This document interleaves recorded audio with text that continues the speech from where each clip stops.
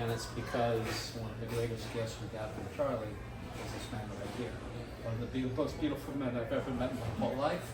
A man who he loved with his whole heart and was there for him at every step of the way. I honor you, and I honor your connection. And I'm just grateful that he brought you into our lives. Thank you, Dan. Thank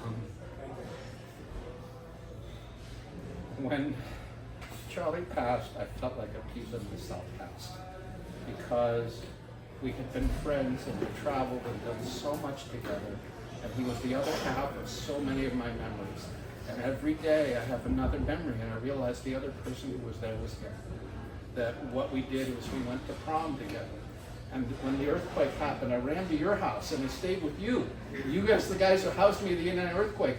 Why? Because I was so stupid I thought I was going to miss the Giants game. Before the game went on. I couldn't piece together that the bridge had fallen or anything else. But I had to make it. There were videos where I can't hear the things, hey, long day. Or, a man missed a question about Ipswich clans. Little idiosyncrasies that from watching a million videos that I heard over and over and over again. It's impossible to watch a Giants game without thinking of him. But that's okay, and I'll tell you why it's okay in a minute. Because I thought I was a Giants fan. I loved him since I was 5 years old. Then I met someone who was so far greater than myself, I couldn't even imagine it. And now they're his team, and I'm just kind of carrying on with him. Most of you know, hopefully, the McGowan stories, when he was a cab driver. He was driving, and a woman jumped in the cab and unusually said, "Oh, is that the ball game? Can you turn it up?" He's like, "Well, that's weird," but yeah. And Charlie's the kind of fan who could tell you a 3-2 count in October or September that led to another batter that caused them to lose the game, and then that led to something else. I mean, literally, like the mental checklist of everything that happened and who threw what pitch and whatever, it's just baffling. So as he's with this woman in this car, this older, very eloquent woman, she asks him if he's going to go to the new stadium that just been built. And he goes, no, my brother wanted to go to games a lot, but I don't know, it's a brand new stadium, I don't think we're going to get in. He said, "I think I can give you tickets." And he said, "Really? How?" She said, "Peter McGowan, who was the owner and principal manager at the time?" He said, "Yeah, I sleep with him." The car starts, the cab starts to turn a little over, and he's like, "It's okay, I'm his wife." And sure enough, he pulls in and drops her off at dinner with Peter McGowan.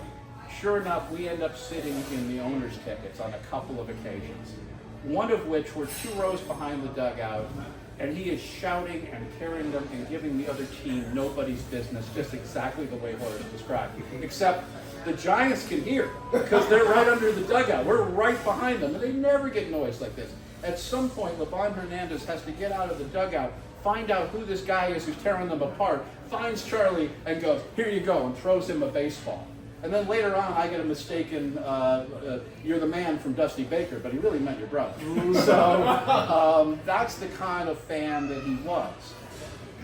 I've never known anybody in my life who made me feel more loved, who made me feel more seen. My level of security with the human race is skinny, but with him it was constant. I never doubted him for a second up to the day he passed. When he said you loved him, I never doubted. Even when we were apart from each other, the love was pure, because when he saw you and he chose you and he loved you, you felt it. You knew it was true, and he had hung on to you.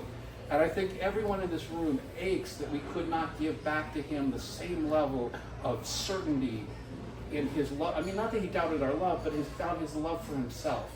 And the gift that he's given so many people, and the ability to see so many of you, made me go, there's more to that guy than I think. Maybe Chuck's right about this guy. And the ability to go into the strangest of circumstances and come back with people who I never thought would be friends with him and be friends with him, because he was the most deceptively charming and most deceptively intelligent person I've ever met.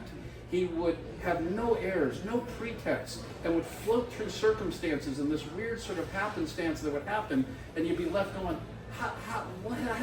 okay, I guess I'm just going to go with it. So, like I said, I think at the beginning, and I'm going to request more time at the end if something else comes to me, but when he passed, I felt like a piece of myself had passed, because like a Horcrux, so many of my memories were his, and he held them. He was the other half of those. And without him, what happened to those memories? What happened to those experiences? But when I was on the train yesterday, and I took a train from Los Angeles, I've told this to a couple of people to honor him.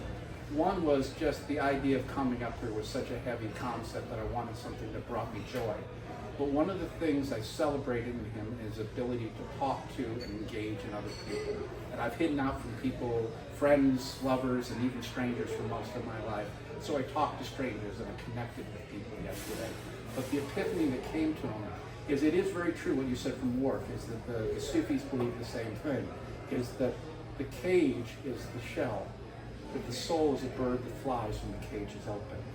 And it is only the shell and the vessel that is gone. The soul is there. And I realize we're his Horcruxes. That man lives in me and will live into me until this vessel dies, because I see him and hear him everywhere I go. I feel the love, but I also carry him with us, and that is what we will carry with him. So again, the spirit of him has transformed us, has helped grow us, and it's something we're going to continue and carry him on after today. So, love to all of you.